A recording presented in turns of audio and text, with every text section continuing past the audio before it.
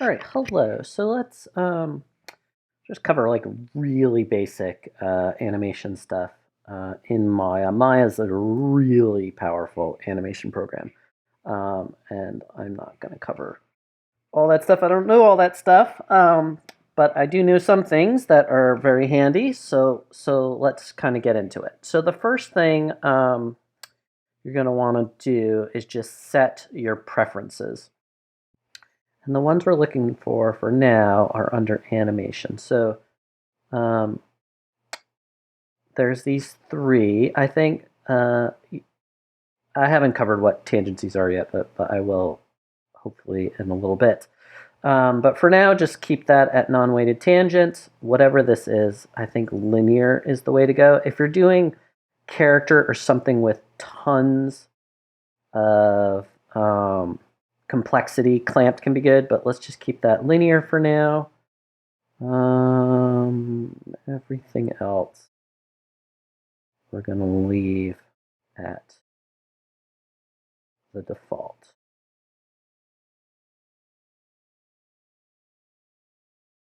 The other place you might want to take a look is this little running person. That's more settings. It's the same thing, just getting to it from a different spot. And we're going to work at 24 frames per second. All right. Okay, so now that we got that set up, let's add an object.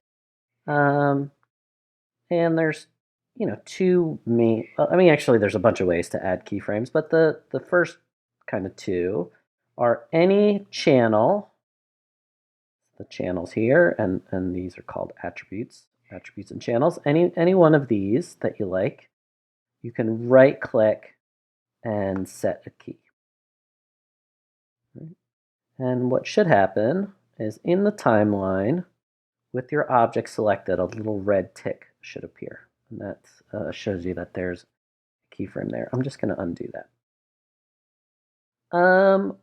Another way you can do that is, or set keyframes is once you set a keyframe on a channel, so I just, how did I do that? I hit a hotkey, shift. So W is translate, E is rotate, R is scale. If you hit shift W, that makes a keyframe in the translation attributes. Shift E, rotation, see how those are getting red there, and shift R, scale. Just gonna undo everything. So here I'm gonna hit shift W and set keys for my translate and XYZ. Now, I can go to another point in time, move my ball, and set another keyframe. Right, so now I get 2. And because I set the default keys to linear, it's gonna go linearly between this and this. And linear is the interpretation. We'll talk about that in a second. Another thing you can do that I personally don't like, but some people really do, is this auto keyframe toggle. So what that lets you do, if you turn this on, anytime you change a value, it will create a new keyframe. So some people like it because it lets you work really fast to block things out. I kind of lose track of things, so I am not crazy about that, but it's good to know that it's there. Okay, so let's take a look at this thing for a second here. So now if we wanted to, let's just delete. So if I want to delete these, I can just select them, right click, delete. So you can do a lot right in this time slider. Let's set the range to something. Let's make this 2 seconds. 48 frames, and we will start at frame 0. All right, so I'm going to set a keyframe at the origin, and I will set keyframe 1 second in, which will actually be right there.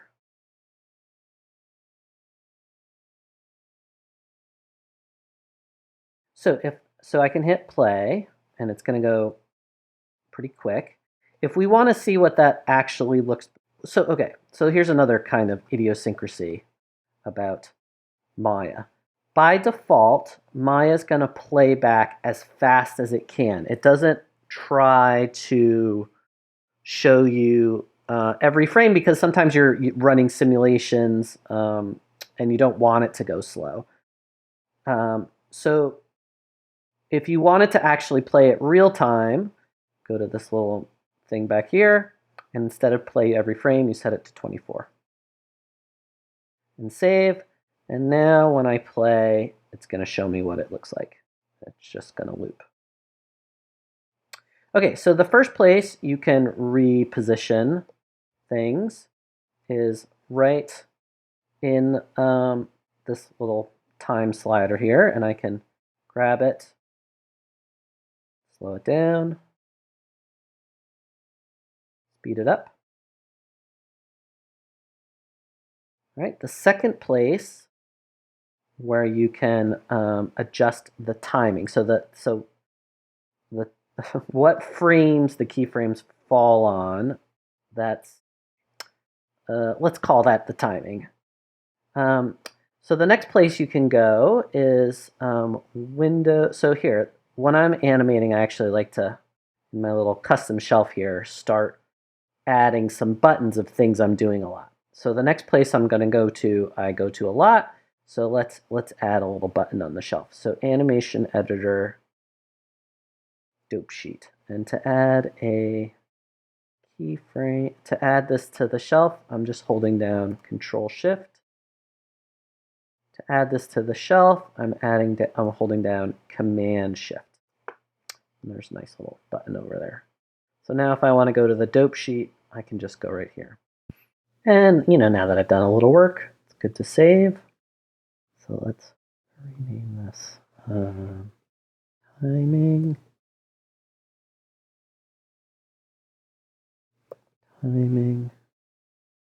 1, 2, 3, 4 MB. All right, so we're just talking about setting and repositioning keyframes. So we know we can do it over here. We can reposition keyframes in the dope sheet.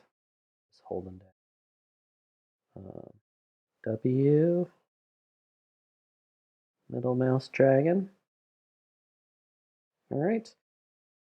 Let's go back over here. Another place we can create and position keyframes is here, the graph editor. And in the graph editor, we can see the actual function curves that are driving our keyframes. So once again, I can grab just a certain channel and decouple the keyframes of X, Y, and Z, or I can grab both at once. And if I hold down, here we go. If I just shift drag, they'll stay at their current values. All right, and if I wanted to, I could, of course, keep a button up here. So to do that, I go Window, Animation Editors, Graph Editor, and I'm holding down Command Shift and sticking it up there. I don't know what this thing is, but I'm going to get rid of it. So when I'm animating, I'm always like opening and closing these windows, and I can dock them or do whatever. Not worried about that at the moment.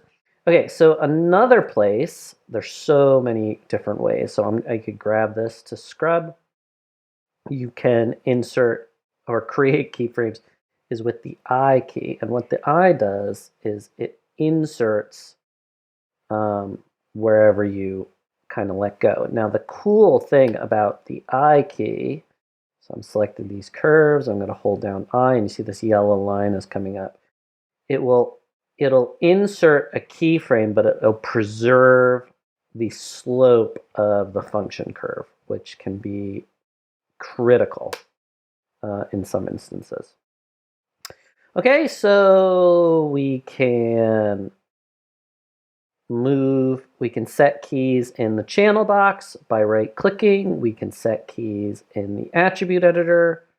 By right-clicking, we can set keys by hotkeys. So Shift W for translate, Shift E for rotate, Shift R for scale. We can have the keys, once we set our keyframes, update or be created automatically by turning on auto keyframe toggle. We can create keyframes in the graph editor by inserting them. And we can kind of look at all the keyframes in our scene across multiple objects in the dope sheet. And I guess one other thing that's kind of useful about the dope sheet is if I go to view and hit scene summary, it'll show me like everything in the scene. So that can be good when you're timing out lots of different things. All right.